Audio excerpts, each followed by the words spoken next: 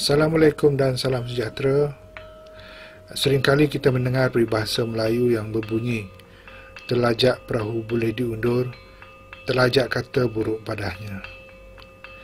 Ia adalah merujuk kepada kepentingan tutur kata ataupun adab sopan dalam perbualan kita seharian.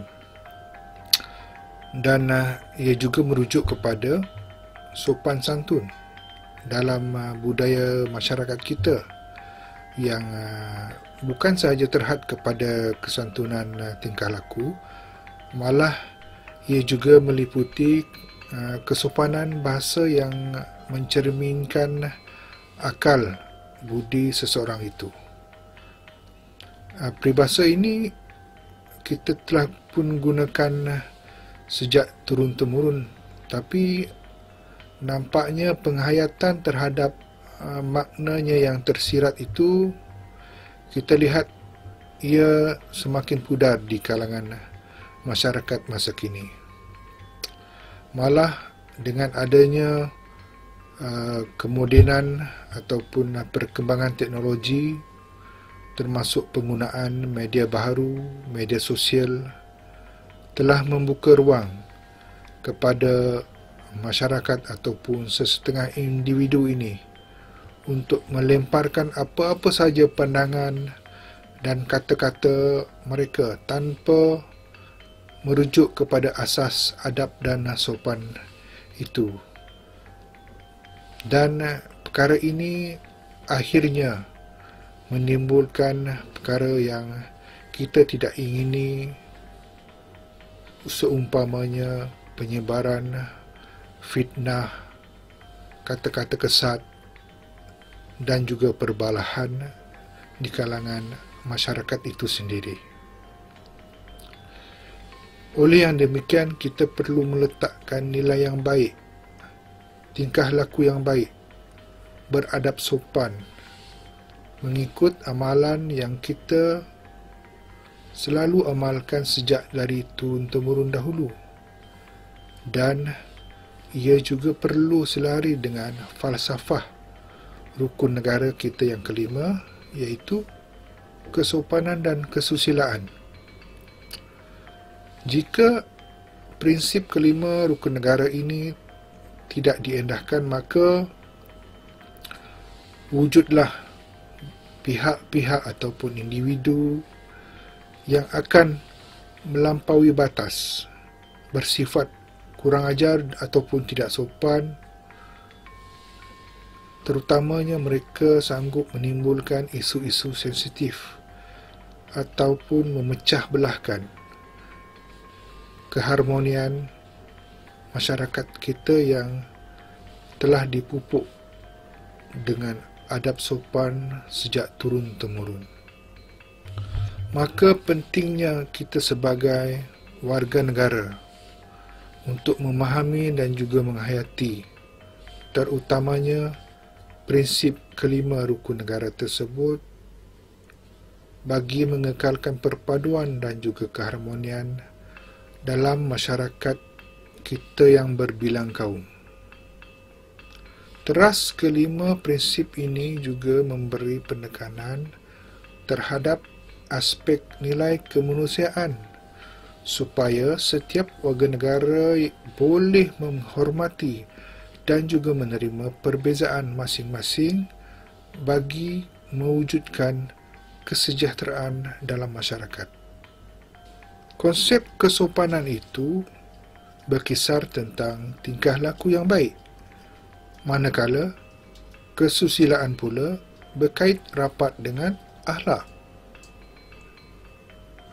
Jika kita mahu meningkatkan kesejahteraan sosial, maka pada kesopanan itu perlu diterapkan dari rumah dengan mendidik anak-anak tentang tingkah laku baik dan juga akhlak yang baik. Dan juga sebagai ibu bapa, kepimpinan melalui teladan adalah penting dalam usaha kita menyemarakkan nilai-nilai dan trust tersebut di kalangan anak-anak ataupun bermulanya di rumah. dan seterusnya. Ia juga perlu diterapkan di peringkat sekolah melalui peranan guru dan para pendidik.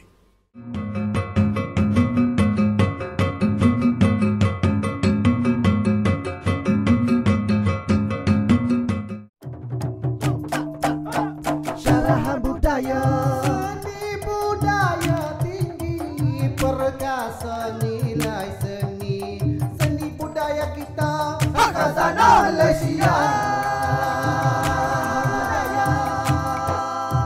Syarahan budaya. Sebagai contohnya, yang lebih tua perlulah memperlihatkan kesopanan dalam erti tingkah laku yang baik dan juga susilanya di situ dengan akhlak yang baik untuk diikuti terutama oleh generasi muda. Jadi, kalau dalam keluarga, ibu bapa perlu memperlihatkan tingkah laku yang baik dalam konteks kesopanan dan juga akhlak yang baik dalam konteks kesusilaan itu. Guru juga turut memainkan peranan penting menunjukkan teladan yang baik kepada anak-anak murid di sekolah. Teras ini mampu membentuk karakter seseorang yang dilengkapi dengan nilai mulia. Kepribadian, nilai murni datang daripada nilai sopan. Susila dan moral, malah pembentukan identiti seseorang adalah berdasarkan kepada sejauh manakah mereka mampu memperkukuhkan jati diri tanpa sama sekali menggugat apa yang sudah dipelajari dan dibina dalam diri seseorang itu. Bermakna, kesopanan dan kesusilaan itu juga membentuk bukan sahaja diri tetapi juga mempertahankan identiti nasional di peringkat kebangsaan maupun negara. Media sosial merupakan antara elemen yang sepatutnya digunakan untuk mempertahankan nilai-nilai sopan, susila dan juga nilai-nilai murni. Kenyataan ataupun tulisan di media sosial perlulah dibuat secara berhemah untuk memastikan kita tidak menimbulkan kebimbangan atau keresahan di kalangan masyarakat. Namun yang demikian tidak dapat dinafikan bahawa sebahagian masyarakat masih lagi kekal mengamalkan dan juga menghayati nilai kesopanan dan kesusilaan ini.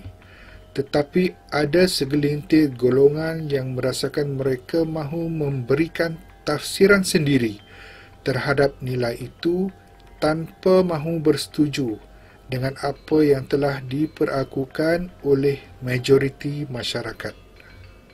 Di samping itu, sekiranya teras ini tidak dihayati masyarakat, individu berkenaan seolah-olah tiada roh pada jasad dan ibarat masyarakat menjadi terlalu individualistik. Kesopanan dan kesusilaan ini sebenarnya memerlukan 3 nilai besar, iaitu faham, hormat dan terima. Kalau kita boleh faham wujudnya perbezaan dalam kalangan masyarakat, kita akan hormat, kemudian terima perbezaan yang wujud serta mengutamakan nilai kemanusiaan. Maka perasaan tanggungjawab dan mengaku diri sebagai sebahagian daripada masalah boleh menjadi langkah permulaan yang besar ke arah mencipta masyarakat yang lebih beradab sopan. Cara terbaik untuk menangani masalah sosial ini adalah dengan melawannya secara telus dan berdebat. Bagaimana? Kita hanya perlu menunjukkan jalan dan menjadi teladan bahawa kita sebenarnya mampu untuk menjadi seorang yang beradab sopan. Di sinilah ujian yang paling besar. Kita perlu berani untuk menjadi seorang yang bersopan kerana dalam kebanyakan situasi lebih mudah untuk kita turut menjadi seorang yang kurang ajar dalam melepaskan geram. Contohnya, ramai yang tidak mampu berlaku sopan apabila orang di depan berkelakuan biadab. Ini banyak kelihatan di jalan raya. Tata susila hilang begitu saja apabila melihat orang lain melanggar peraturan jalan raya, lalu ramailah pemandu lain yang mengikutnya. Ada juga individu yang mengambil jalan tengah dengan nekat untuk tidak lagi beradab sopan kerana mereka tidak dihargai walau dengan sedikit ucapan terima kasih. Pokok pangkalnya, kesopanan itu bermula dari rumah. Seperti yang saya nyatakan tadi, setiap ibu bapa bertanggungjawab memastikan generasi baru kaya dengan tata susila. Mulakan dengan mengajar anak melalui contoh dan teladan.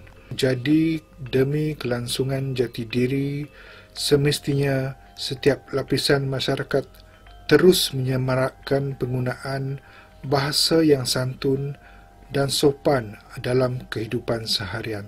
Seperti yang kita sedia maklum, nilai-nilai murni dalam budi bahasa memberikan kekuatan sosial dan juga moral dalam membentuk budaya tinggi sesebuah masyarakat. Akhir sekali, dengan pengamalan adab dan susila ini dapat diteruskan dan diharmonikan agar masyarakat terus kekal utuh demi sebuah negara yang aman lagi makmur. Sekian, Assalamualaikum dan salam sejahtera.